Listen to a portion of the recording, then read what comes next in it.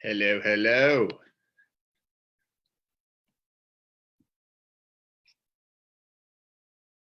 Can't hear you. Unmute. Okay, we are good to go. Hello, everyone. Welcome to Talk Recovery Radio. You're listening to us on either the radio, which would mean you're a week behind because the show is a week behind on the radio, 100.5 FM, Vancouver Co-op Radio. And today we're live on Facebook, on our Facebook page. And my name is Giuseppe Ganci, and I'm here with my co-host, Mr. Darren Gaylor. Hi, Darren. Hello. Welcome back to Talk Recovery, everybody.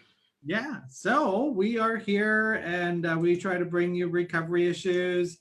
And my video just stopped. There we go. We try to bring you recovery issues to the airways on a weekly basis. This is our 6th season, and pretty excited to have 2 guests on the show today that we'll be talking recovery with. But we like to start the show off with some hot topics. And there's a great new conversation to have, Darren. I talked to you a little bit about it earlier. There's a new app that got launched about a day ago, and it's called a Lifeguard app. And it is an app that helps people who use drugs, if they have a smartphone. That's the number one thing they need, is you take your hit, you use your drugs, and there's an alarm that goes off. And if you don't hit the OK button on the phone, then the phone is programmed to send a text message to 911 with your location to help stop overdoses. What do you think, Darren? Well, you sort of introed it as, it's a great thing based on a very sad reality. Yeah. I think it was this April, last month, the highest overdose count in 1 month since I don't know what the exact stat, just too many again. So these resources are definitely needed. If the thing saves one person's life, it's worth it. Again, I'm always thinking of okay, so their life is saved. They went out, accidentally used too much, were by themselves. Then what? And that's always the sad reality. Then what? Yeah, you're right. It's like, all right, we're saving people's lives, and then what? And so forth. Props out to all the people behind creating this app. Is this a government thing? It was done with a grant. Yeah. I have a little bit of hard feelings with it too. Like I developed an app many years ago, and there was no government support, and it was for recovery. So we tried to get some government support, but there was none. But this app was completely paid for by the government, and I think that's great. That it was. I just wish that they would also pay for recovery apps, and I wish that they would pay for apps that is the what's next part. And I think that's the crisis. It's like, this is great. There's nothing like I posted it all over my social media platforms today, this app, because I know 4 people that passed away in the last 7 days. Yeah. And I'm not saying this app would have saved their lives. It could have. So I really encourage it, but it just shows the problem. It's like, but why aren't we investing in the then what? And we've been in this crisis mode for overdoses for a few years now, and the conversation's always been, we just need to get people to stop dying. But like, people are still dying. So like when are they going to realize they need to put money in the then what part? And they can't say they don't have any money because they're spending billions on COVID. So it just shows where priorities are at.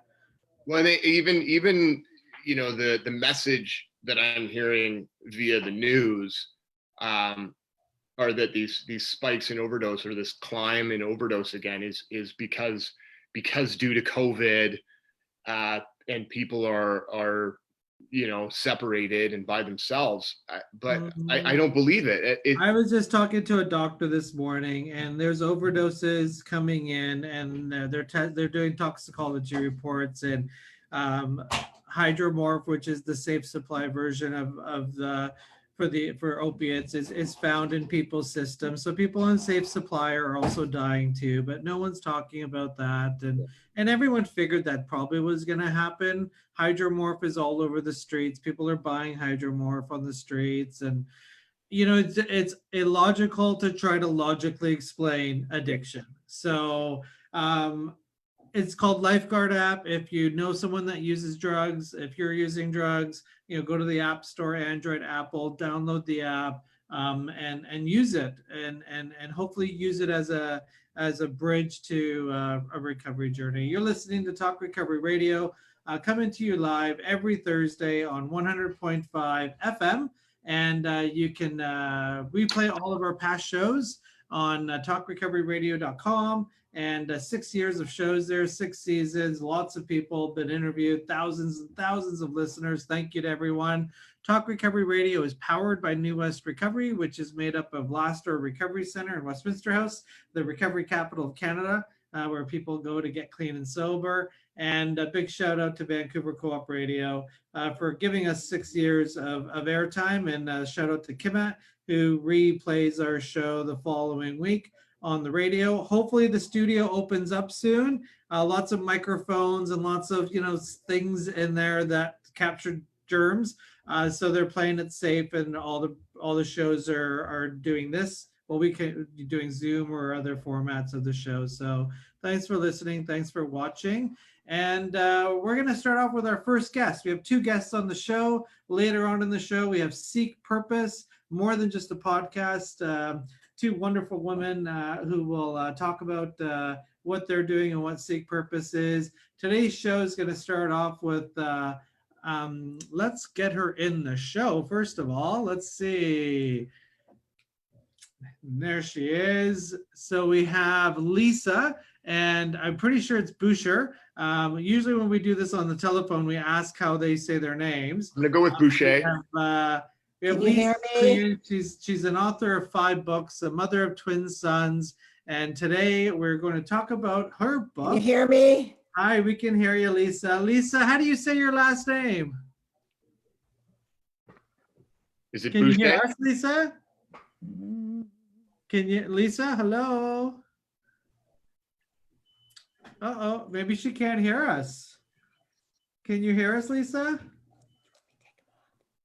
I can't hear you. Can you hear us? Can you hear us? I can't wait to get back into the studio. No, you're not hearing me. Oh, there you are. We can hear you now, Lisa. Yeah, but I don't know if she can hear us yet. Oh. Is she muted? Nope, she's not muted. There we go. There we go. All right, we got you. Sometimes people want me to wear the headphones because they get an echo. No, we're good. We're good. You look fabulous Okay. with your hair. Yeah, you look great. Well, nice to meet you guys. Nice to meet you. Lisa. Who's who? So my name's Giuseppe, and that's Darren, co-host Talk Recovery Radio. Lisa, you're an author of 5 books, and you've got a new book. It's called Raising the Bottom, Making Mindful Choices in a Drinking Culture. Correct. And, thank you. Welcome to the show. Thank you for having me. Yeah, now I wanted to talk to you about the idea of alcohol use, how it's kind of second to the overdose crisis. I wouldn't even say it's second. I think it's like even further down. Why do you think the overdose crisis, opioids are talked about every day, and alcohol use, like once in a while, you'll see a post about it on social media, how it kills more, but it seems like it gets no traction. Why do you think that is? There's a couple reasons why. With alcoholism or alcohol abuse, people were dying more slowly. So the opioid epidemic, it was like shoved in everyone's faces when the fentanyl came on and people started overdosing and dying in droves, and then bodies are piling up at the morgues. So there's a visual there that you don't get with alcoholism that is as deadly, actually more so, because 88,000 people died last year from alcohol and like 70 some with the opioids. So alcohol is still more deadly. And I would say it's more costly, what you see coming into the hospitals, because, you know, I'm a registered nurse. And so I used to work in the emergency room, and just about everything that rolls through the doors is alcohol related in some way. So I think, again, we don't see it. And then there's the tax revenue. It's a huge moneymaker, alcohol is. So all of these bars and restaurants, it drives our economy in a big way. I mean, look at during this pandemic. Why did they keep the marijuana stores and the pot and the alcohol stores open? The essential services are alcohol, weed Right? stores, and yeah, it's a bizarre view of humanity that those have become essential services, and everyone just seems to be okay with it. It's like, yeah. So the book is focusing on women and alcohol use. And Yes, there is a heavy focus with women, but I want to say there's been a lot of men that have okay, been helped by it. So men, I think, seem to really love it. In fact, I had a guy contact me on Twitter from France, wow. and he read it and he's sober now. Well, And so there was another merchant marine who found it in a bookstore in Seattle. He contacted me and he's still sober. doesn't that So feel great when that happens? it So does. now, from writing this book, personal story in alcoholism for you? Absolutely. I've been sober, God willing, it'll be 31 years next month. So, I mean, I've been steeped in alcohol. I like to say I'm like a tea bag because I grew up with an alcoholic mom. I've had alcoholic siblings. My first husband was a raging, crazy alcoholic. There's some wild stories in the book there about that. And, you know, with my job as a nurse working in emergency rooms and psych wards, most of the patients and people that come to those two units are there because of alcohol and drug abuse. I mean, a huge number of them. This is what we're seeing. So I've been doing this my whole life.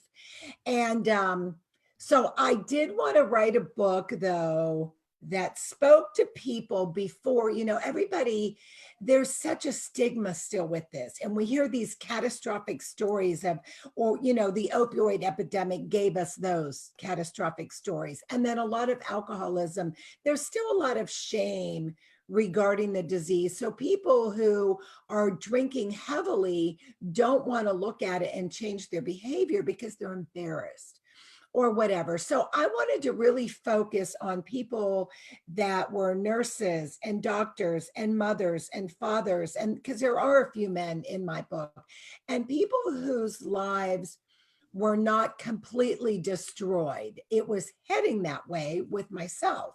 But, you know, my mother had a very low bottom.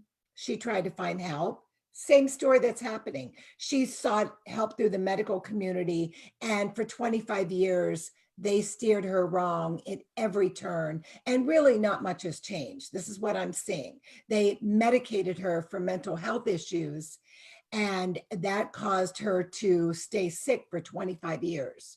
So when she finally got sober and somebody, finally a doctor said, wait a minute, we're dealing with alcoholism here. She went to rehab and she never took another pill other than for her high blood pressure. So nothing's really changed. This is what's happening. And it's really sad. So I wanted to talk about stuff like that, that why are we medicating alcoholism and calling it mental health issues? Why do we have doctors that can't distinguish the difference? Why are they diagnosing people when they come into the psych ward and they've been on a 3-day meth binge, alcohol, meth, whatever, and then all of a sudden they're diagnosed as psychotic? And I'm like, you've got to be kidding me. Of course they're psychotic. They haven't had anything to eat. They've been up for 3 days. They're going to act crazy. So why are people diagnosing people before they have a clean baseline of 3 to 6 months without alcohols and drugs in the system? So these are the kind of things that I wanted to talk about in the book because they're not being talked about and nobody is pushing back. And there's still this mentality of, oh, my doctor, my doctor. Well, your doctor doesn't know squat when it comes to addiction. Quit looking at them like they're some gods, unless they're an addiction doctor. It's been my experience, and I'm going on 25 years of working in healthcare, and I can just tell you, my nephew is engaged to marry a gal who just graduated. She's going to be a family practice doctor. She's in her first year of residency, and I asked her, so this is current news, what did they teach you about addiction? And she said, Lisa, nothing. How sad is that? Why are they not teaching doctors? All they are teaching them to do is prescribe MAT, which in some cases, that's fine. But that should not be the gold standard, because what about the inside issues of what drove a person to use? The childhood trauma, the inability to cope with life, the depression that might be a legitimate underlying thing, but we should not be diagnosing it while a person is heavily drinking a depressant. Yeah. I mean, we've spoken with countless physicians and addiction specialists, and the MDs that have gone through their schooling and graduated, and the common theme of how little education is actually provided around addiction treatment. And it's almost as if somebody's not admitting it, but there's just this knowing that we don't know what that is. And how weird would it be if a doctor prescribed a therapeutic community to go into? And I think that the three of us would all agree, well, that would be great if a doctor had that type of. Well, you know why they won't? Here's my theory. There is no money in wellness. There is no money in getting people into a recovery community, into looking at their diet, their exercise. I mean, exercise is huge. I know for me in recovery, and for many of the women that I work with, just to get out and have fresh air and go for a walk, it's very therapeutic. So doctors don't want to do that because there's no money in it. And they also, a lot of them, they say the substance abuse rate for the general population is approximately 10%. For doctors, it's 14%. So I've yet to work on a nursing unit where there hasn't been a coworker of mine, a nurse or a doctor or some ancillary worker that wasn't clearly in the throes of addiction. But still, nobody would talk about it. Nobody would help the employer confront them until, they're charting in lipstick one day and they get called down to the thing and then they get canned. Yeah. So it's just, they don't want to talk about it in a meaningful way within the medical community. It's very sad. So there's almost this gap where if you're misusing substance, whatever it is, and you have a semi normal life, if I can call it that, where you need help. But then, this gap between waiting till you've killed somebody in a car crash, driving under the influence, you've lost your home, your family won't speak to you because they've tried to help you multiple times, and that point where you're at like a brutal bottom, and now there's minimal resources and whatnot to help you. So raising the bottom, that mantra is to get people to become more aware, to break through some denial of their problematic use before, a very obvious end result happens. Exactly. And that's, if we can catch people, you can still have the argument, your life isn't so effed up because you still have your house and you take your kids to school and whatnot. What is the struggle? Because those aren't usually times where, you know, families are contemplating interventions, nor is it the individual's idea to go to the bookstore and, you know, find some self-help books, because there's a strong denial there. They're waiting for something to happen. How is it we can break through? Just having these conversations, having, you know, hopefully friends learn how to have a conversation that can bring it more to light. What do you think the best approach is to raising somebody's bottom if they're not there yet? More conversations like we're having, absolutely. More education where people, if people could understand that 80% of the alcoholics have jobs and families.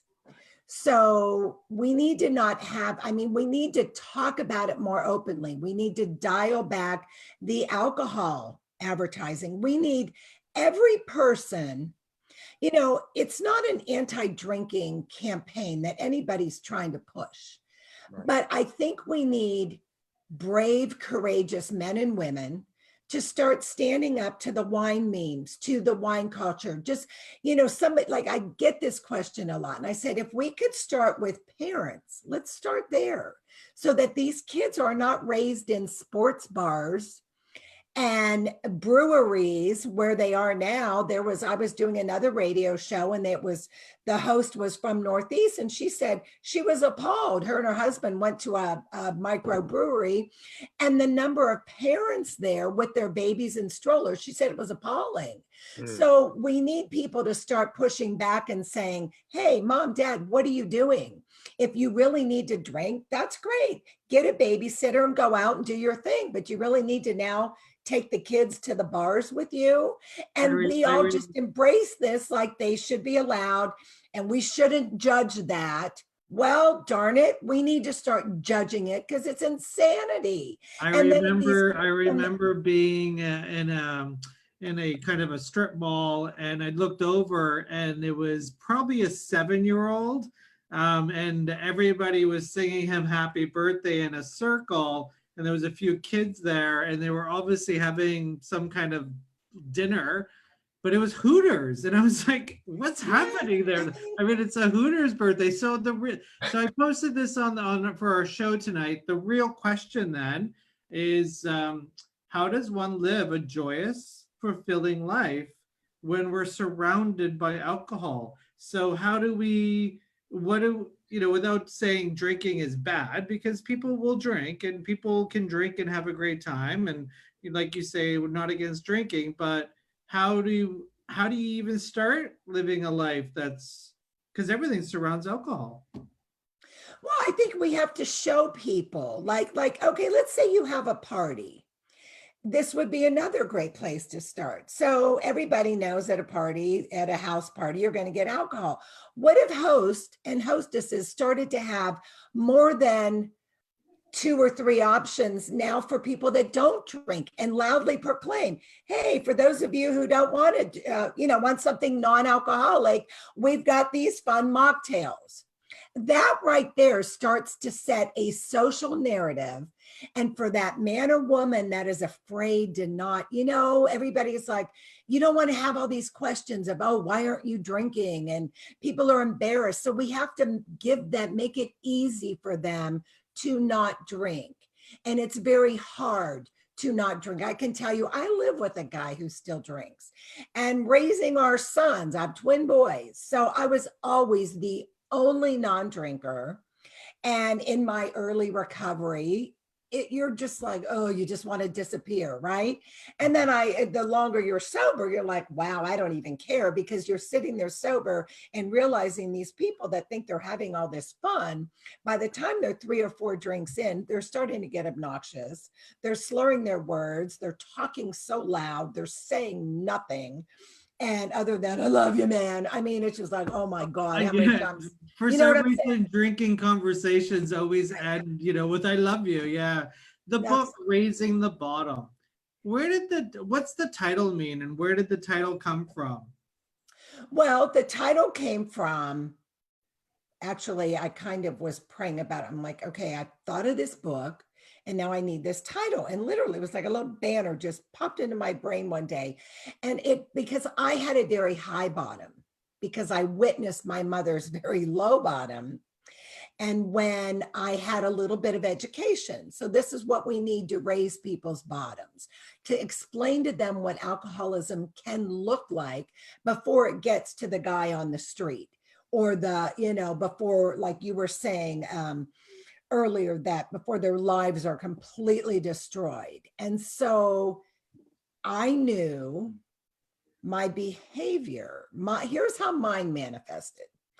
I was a college student for 10 years. Couldn't seem to graduate. My friends are all moving on with their lives. The party has to end at some point. And it never ended for me. So while they're moving on with their lives and they're getting real jobs and they're getting married, I'm still partying, going, okay, we need to have fun. So then when I did marry the guy that I'm with now, he said, and we drank quite a lot together, but then he noticed that my emotions were all over the board. And that's really not my baseline. I'm pretty even keeled. So he was like, I don't know what's wrong with you, but something's got to change here. And we were married probably about 4 years. And I knew for a couple years beforehand, and I understood that alcoholism is a progressive and fatal disease. So I think that's really important that we explain to people the progressive nature.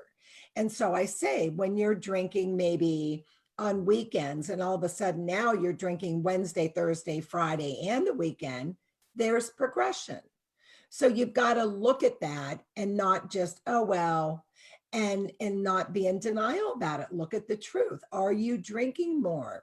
Are you able to have just 2 drinks and walk away? And if you can't, then, and that kept me out there for a long time, because I could do that. There were times when I absolutely could go to the bar and I was driving everybody home. I was always like the designated driver who was the least drunk of anybody. But there were too many times also that I meant to go out and only have 2, and I couldn't stop. So when you have things like that, and we have to keep talking about it and keep educating people, is your drinking progressing? Some people now, they can't stand the word alcoholic. Oh, that's so shaming. Well, I disagree with that, because I think we have to name something to treat it. Just like when someone comes in with a cardiac problem, we're not going to say you have a toe problem. We're going to say your heart's not working. So let's call it what it is so we can give it the right treatment. Yeah, it seems people who are addicts and alcoholics have absolutely no problem with the term, but there's this whole campaign to stop using those words. But really, I'm an addict, and I'm okay with that term. We got a couple minutes left. We're talking to author Lisa Boucher from, is that how you say your last name? Boucher? Yes, okay. Congratulations. Perfect. Raising the bottom, making mindful choices in a drinking culture. Darren, you have any final thoughts? Yeah, you can follow Lisa on her Facebook page as well, Raising the Bottom. It looks like you have blogs and little videos and whatnot around this topic. Like there's alcohol's, it's obviously a depressant. Whether you're aware of that while you're ordering a drink. But I guess it doesn't really matter unless you're drinking on a daily basis. But, problematic drinking, obviously, that's going to start to affect, the chemistry in your brain, the biology, your natural ability to, fire your receptors and whatnot. And, as an individual man or woman is saying, okay, I want to look at, I'm just going to not drink for 30 days. And I'm going to tell a couple of my girlfriends and we're going to avoid it. And they probably have the will and the desire enough to go that 30 days, but they're going to then experience moods and actual depression from not having that sort of relief. And they're going to go through a difficult time. What would be your advice, or is it in your book around, what are some tactics to get through that 30 days? We talked about wellness. what are some advice you can give there? Well, I think the most important thing is to have somebody sober to reach out to. I mean, I don't know anyone who has successfully gotten sober alone. We need to know when I'm feeling that way. What did you do? We need people to say, when you're feeling shaky, your body's craving sugar, drink some orange juice and honey, go have some ice cream. You know, you need people who have been through that to tell you what to do, because otherwise it's too painful and you just say the heck with it and you go and have a drink. So I think we need a recovering community. We need to tell people, if you are a heavy drinker, you might need detox, because you can withdraw and go into DTs. Yeah. You're not going to die from withdrawing from opiates, but you actually could from alcohol. So it does matter how much are you drinking. And for some people, you know, they can drink a whole boatload and never have DTs, and other people. So there are those things that I think people do need to know about before they start to put themselves in some kind of, you know, scary detox. No doubt. Yeah. Well, we've been talking with Lisa Boucher, the author, Raising the Bottom, Making Mindful Choices in a Drinking Culture. Your book's, it seems like it's doing really well. And you're also a speaker. So I mean, it's a great topic. There's, I don't know what the count is of the demographic of people who are problematic drinking right now and there are no demographics. Haven't clued in, you know, right. So those people, pick up the book, start having those conversations, and right. Take a look in the mirror every time, you know? There you go. Thank you. Thanks a lot for coming on Talk Recovery today. I appreciate it. Send me a link and I'll tweet it and put it over my social media. Absolutely. Thanks, and you can Lisa. find Take all care. Lisa's links to her website, Facebook page on this page. Okay. Thank you I'll very look much. for it. Thanks, guys. Thank and you. girls. Bye. Appreciate it.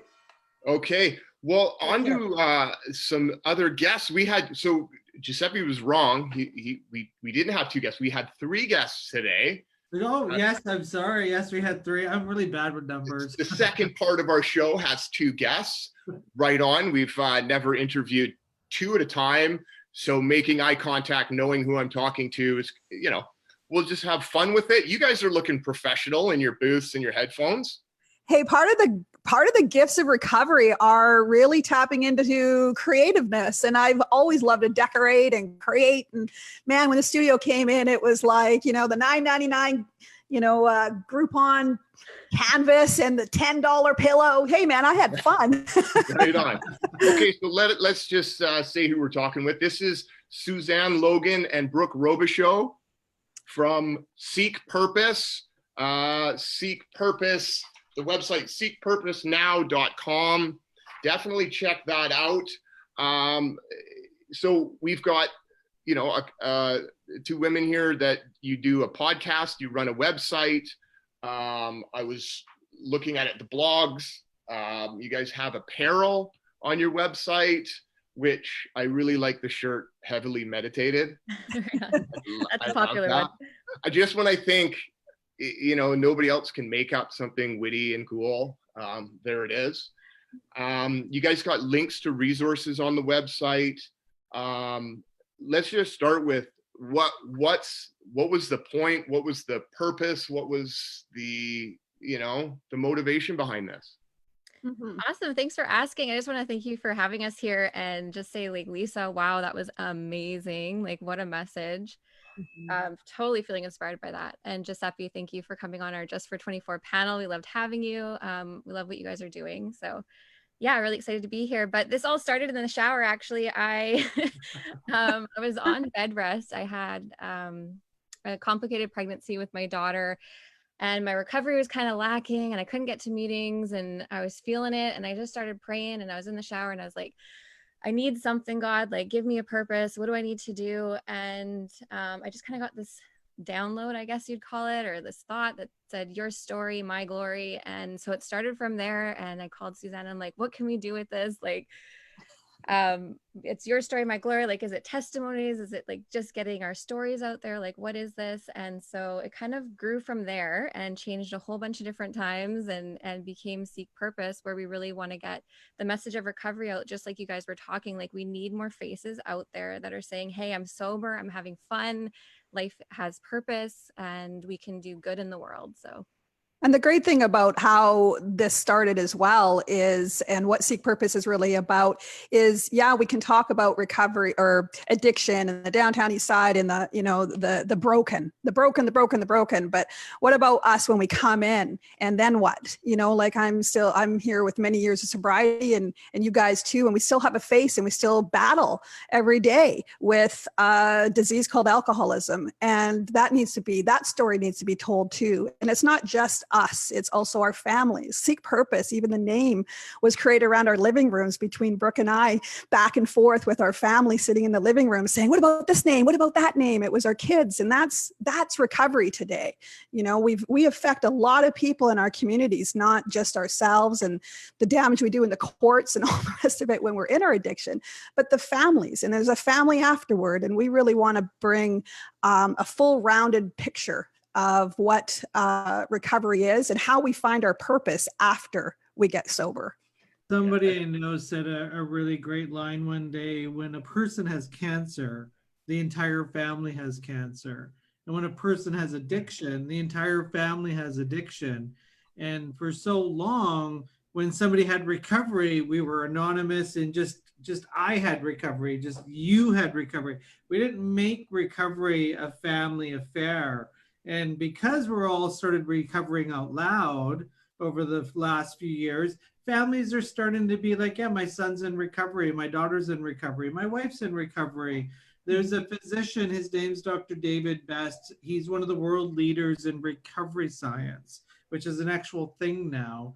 And he says recovery is contagious. And there's this thing that happens with recovery where people get attracted to it. It's kind of what the steps are based on, attraction. For you, how has recovery been contagious in your life? Like, how was Seek Purpose? What's the purpose? Good question. Which one, Brooke? Yeah, I mean, recovery has been contagious in every way. My whole family has healed from me getting clean and sober. Like, I did a lot of work to heal myself, and that did affect my relationships around me, with my mom, with my husband, with my friends. Like, there's people in my life that I never thought I would see getting clean and sober that have reached out to me and said, hey, like, watching you on social media and seeing what you're doing has really inspired me to start this journey. And I've had women in my mom's groups that I talk to about this. Like, their mommy wine culture is so huge right now, like you guys were talking about earlier. And I'd sit down with moms at like a little meeting, and they're talking about going for drinks at the beach with our kids and stuff. And I'm saying, oh, I'm sober. And then their eyes bug out. And they're like, what do you mean? Like, how do you enjoy yourself? How do you have fun? What's What are you wrong doing? with you? Exactly. Yeah. So, and just having a conversation with them, they've like also embraced, well, one of them has also embraced the sober lifestyle. And that means so much to me. And it's not because I do anything, it's just because I show up and live my life sober. And that's for the purpose of Seek Purpose, is to get people connected with other sober, like-minded people that want to give back, that want to have fun and enjoy life in sobriety. We kind of call ourselves, we were actually kept saying, because that we're almost like I don't want to say the word, but it's like a church with no religion for recovery, and that's what I've learned since we've, started this thing, is the fact that there's so many different people that are doing some amazing things. There's support, yes, but there's a full circle of other things and supports that we use to stay sober on a daily basis with our families, within our own, with counseling, trauma healing, but also fun. Like, we need to come together and not say, well, what is it that you believe and what is it that you're doing? And we don't have time for that shit. Excuse my language. Am I allowed to swear? Anyways, I just did. It's okay for the radio. We need a purpose. Seek Purpose is all about finding purpose in our recovery and being able to give back.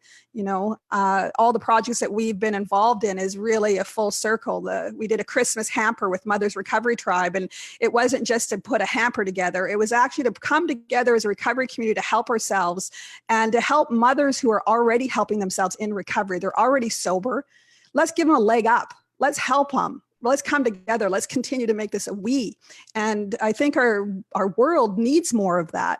And, and supporting Just for 24 was just about that. It doesn't matter if you're in recovery, or if you're a mom or a dad or a sister or brother, grandparent, like, let's come together and give support. Because for myself, my belief is that I'm an alcoholic. I'm going to die an alcoholic. I want to die a sober alcoholic. But I have struggles still. Like my family, just because I get sober and the family's like, oh, wow, it's no problem for her anymore. Yeah, it still is a problem. Your topic today about going around the communities and still seeing alcohol and being in those situations, it can still be triggering for us. And I think the more we talk about it, like you guys are doing and listening to all of your voices, man, you guys have got a wonderful platform here. I'm really honored. We're honored to be here, but yeah, we need to come together. That's cool.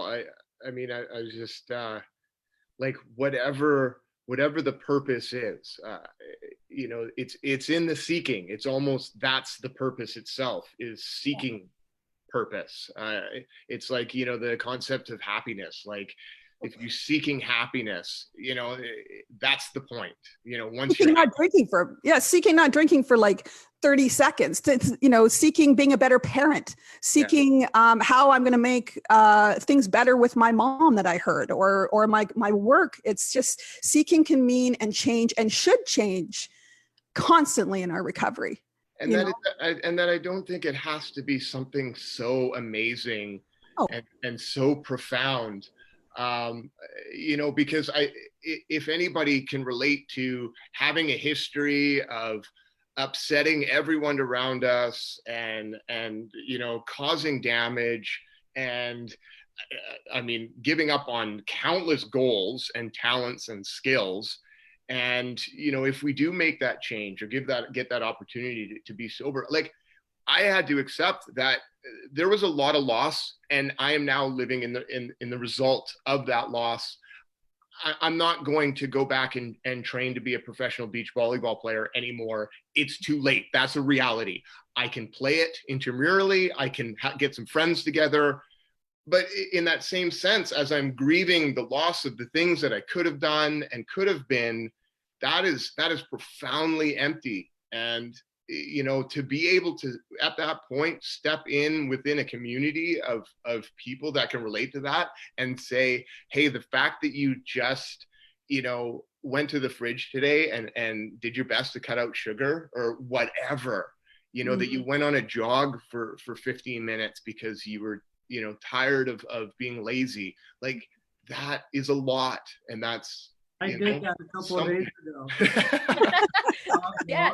A couple of days ago, I even bought new running shoes. Sport Check opened up. I'm like, gonna go get some new running shoes, and that's the thing, is you think you need to have these spiritual awakenings that are godlike, but really it could be just smelling flowers for the first time in spring, not even realizing the flowers were out there because you're too busy buying dope. Now your personal stories have recovery and using in them. There's a system right now where we're focusing strongly on the effects of drugs, the effects of overdoses, stop overdoses, and just here's medication. The other part of that is how to take care of the whole person. And as you were saying, seeking purpose is the whole purpose, from being a good mom, being a good dad, being a good daughter, being there, just being around. One of the things that Lisa was talking about is, like, how do you live in that mom culture, where everyone's going to go drinking? Mm-hmm. Or how do you live in that culture where the government's telling us it's okay to use drugs, just use them safely? So what are some of the things that you two do to kind of hear all that noise and show up for life the next day? Yeah, that's such a good question. I know I just joined TikTok myself. It sounds funny, but TikToks are pretty good. I'm scrolling through and it's like every mom on there is drinking alcohol during the day. And it's like the thing now, and it's totally acceptable. And I think if I hadn't gotten sober when I did, like I don't even know if I would make it through this time, because my alcoholism would have just took right off. Yeah, it's definitely, it's hard because it is all around us and we're almost conditioned to think we need alcohol to have fun. But I think that's what motivates me personally more, to show up sober and show up and have fun sober. And, you know, I know for me personally, I've had more fun in my sobriety than I've ever had drinking. And luckily for me, I have proof of that because I've been doing it for almost 4 years now. I've had moments where I can really combat those thoughts in my head. When this whole pandemic thing started, I was like on Skip the Dishes on my phone and saw that they're delivering alcohol to your house at almost every single restaurant. And I was like, oh my gosh, like the F it button is literally on my phone. If I have a moment where I am weak and that brain gets away from me, I don't have any space between me and alcohol anymore. It is literally everywhere. So I need to follow people on social media that are sober and that are thriving in sobriety and having fun and talking about things that I can relate to. I need to have a sober community that I can tap into and people I can call. And I need to give back, and I need to feel like I have purpose by helping other people in recovery. We also have a mentorship program through our Facebook group where like people have reached out to each other and tried to help each other through times. This has been a really incredible journey, and you know, I don't want to give it up. So, you know, bring it on, you know, commercials and memes and whatever. Like I have a way better life the way I'm living now. I was on your website last night, and I mean, it's a beautiful website. It's awesome. Like when I saw links to resources, I'm like, yeah, that's cool. Like it's so needed. And then I saw the red button, be a sponsor. And I mean, I personally, I come from a 12-step background, so I assumed, but I didn't see anything that was like, you know, this is what we are, that we're this, you know, sort of group of recovery. It just said be a sponsor. And I mean, that's sometimes I try to avoid creating this word belongs to, you know, 12-step groups, like a sponsor, a mentor, whatever that is. So can you tell us a little bit about that? Like, what is that opportunity allowing for somebody? So if you're talking about the one on the website, that was actually to sponsor an event that we were doing. So Oh, it's not like a sponsor. I thought that was a great idea though. It is. Maybe we should turn it into that. But the mentorship programs actually run through Facebook. You can sign up to become a mentor. So we've just put that option on our Facebook group. So it's very loose, like whatever you want to do. But when someone asks you to be their mentor, Facebook actually connects you and then sends you like reminders to check in with them. And it's kind of a really cool way to help each other out in a non-sponsorship manner. And for people that aren't just in recovery, but like Suzanne was saying earlier, family members, our moms or dads, like people that are in that group. I mean, we're almost at like 700 people in the group, and we've got one post we did. We asked people their sobriety dates. There was over 400 years of sobriety in like one post. And yeah. We just started like a year ago, Yeah. I always say, as a social experiment, because, you know, a big part of my recovery and why I still sit here sober is because I too am, you know, in a 12-step program, and I have found a very incredible connection with something else other than me that helps me in every facet in my life. In every situation I go into, I've learned to be able to tap into that. So when I walk into places like the hockey rink, and, you know, my kids are grown, but, you know, being into the weekends away with all the hockey moms and dads and kids are playing, it is difficult. But what I've learned through the supports and other people before me is I'm able to pick up, not pick up, pardon me, I did not say pick up, but, you know, able to reach out and have that support and mentorship and friendships. And also I've learned today to really be proud of who I am. I'm not afraid to sit there and say, oh no, I don't drink. And people often say, oh, you don't drink. Oh, really? I go, no, I'm, you know, there's not enough alcohol in here for me, or, you know, I'm crazy sober, you know, and I often have been people have been put in my path to be able to carry another message of hope or inspiration to somebody who's battling out there in my community. I don't want to shy away from those places. I need to stand, you know, solid there to be able to be there for those that may be needing a new way of living. So, I agree with Brooke as far as, what's out there. It is tough, but it's always been tough. I've been sober coming up 29 years and everybody's like, oh, but today it's this. No, it hasn't really changed. I think that's why it's so difficult. We were talking with our first guest about, if you go to see a doctor about substance use, like what can they do? They can, treat little symptoms if you're going through a detox or whatever. But like a lot of the people, there's just natural ignorance to what to do. And, this mentoring idea, like how important it is and how much of a solution it is for somebody struggling. Like it is almost, as I sit here and think about it, it seems like that's probably one of the most important things that could happen for somebody. And there's all of us, and so many people that have gone through it that are easily can be that for someone. And I think that like to voice that message of like, just call somebody that, get in contact with, Seek Purpose Now idea that can basically bring you right into the same rooms and the same conversations as women and men that can give you some advice and support and not be doctors, but just be mentors. It's in every facet of life, whether you're, a professional sport athlete, if you go into the gym, you do better if you hire a trainer. Like it's right there. We do it in so many places. And when I first got sober, when I went to my doctor, I actually went with my sponsor. And, there was a protocol as far as because I don't want my doctor to really know what's all going on, right? I'm really good at manipulating and justifying my actions. And I'm really not able, with part of my disease is I have an inability to see myself. And therefore, that's why I was such a wreckage in my drinking, because everybody else saw it, but I wasn't able to see it. It took a long time for me to see that vision of my true mirrored self.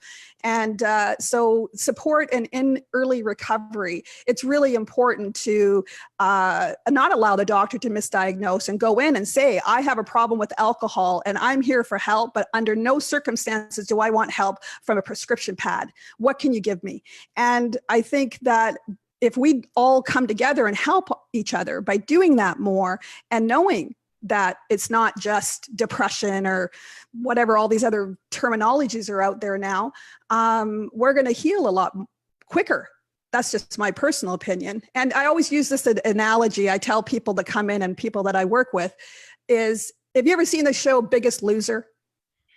Okay, it's an older show, but it was a fabulous show. People came very overweight and similar to our disease of addiction, obviously there's food addiction, and they came in with all these ailments. Man, the doctors had all of those crazy ailments that happen with those people. But interestingly enough, when they came in and put a program in place and support around them, those issues were no longer heart conditions, diabetes, they disappeared. So my belief, strong belief is when you come into a program of recovery is that if you work with another and follow the guidelines as far as with the people that are succeeding in this disease, you will lose and drop all of those depressions and manic stages and psychotic episodes. And it's been proven. It's been proven from the 12-step founder.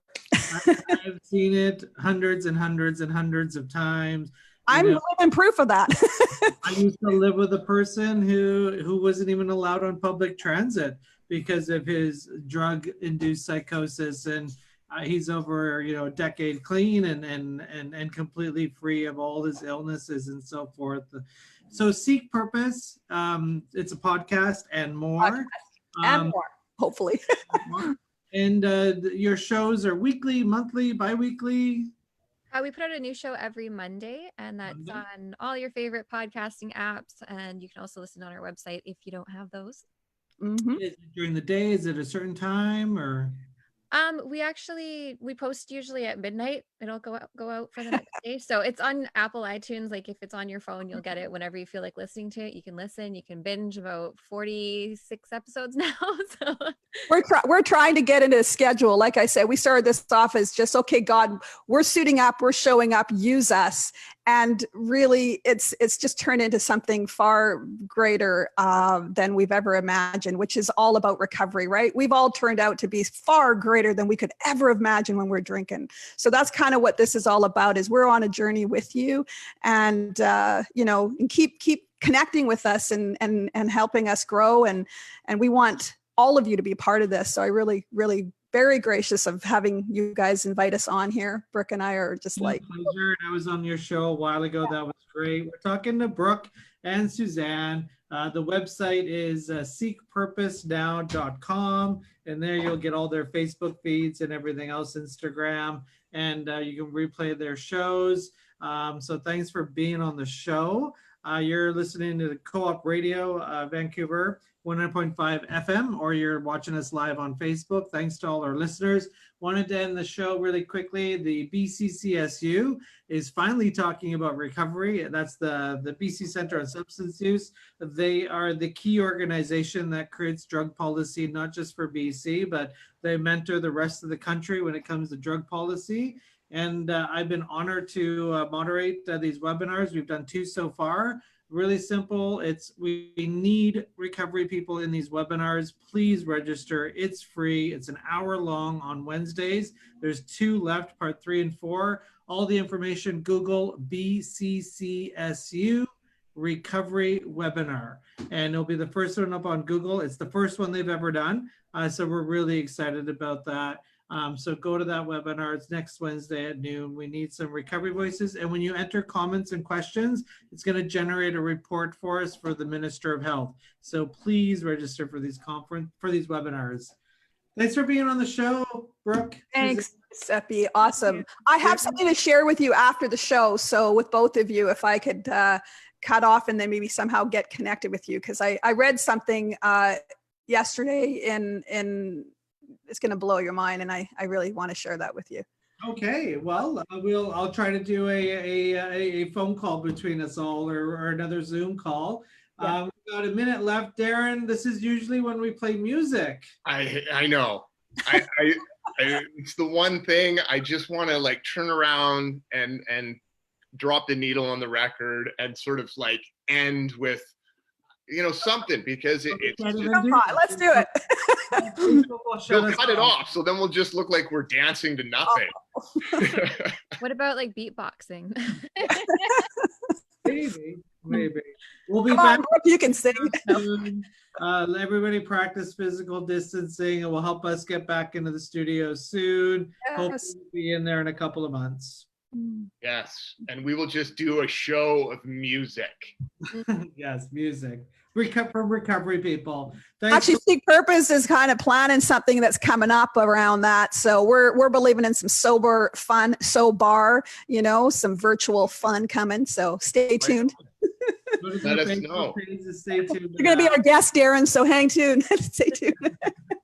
Always willing. Recovery Radio, powered by New West Recovery, which is made up of Last Door and Westminster House, Canada's recovery community. Thanks for watching, and we'll talk recovery again next Thursday at noon. Thank you, everyone. Thank you.